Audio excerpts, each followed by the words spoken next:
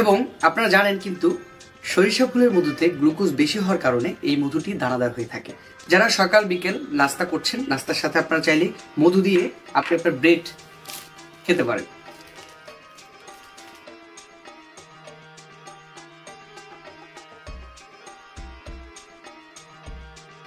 Normally আমরা দেখা যাচ্ছে যেভাবে মধু আমরা খেতে পারি, ঠিক আছে, সকালে ব্রেড হিসেবে।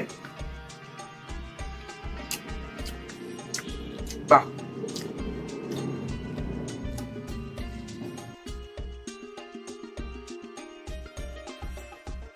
খুবই দারুণ এবং খুব অবাক লাগছে যে নর্মালি সত্যি বলতে দেখা যাচ্ছে যে আমি মধু রেগুলারই খাই, প্রতিদিন 3-4 বার করে খাই, সকালে এবং রাতে মাস্ট খাই। যারা শারীরিকভাবে অনেক বেশি উইক বা যাদের রক্ত সঞ্চালন খুব কম হয় তারা নর্মালি মধু খেতে পারেন। মধু অনেক রোগে উপকার করে এবং মধুতে ব্যাড কোনো ইফেক্ট নাই, আপনার শরীরে কোনো ব্যাড কোনো ইফেক্ট পড়বে না এবং মধু আপনার শরীরকে সতেজ রাখবে, পাশাপাশি শারীরিকভাবে আপনাকে সুস্থ রাখতেও মধুর কার্যকারিতা অপরিসীম।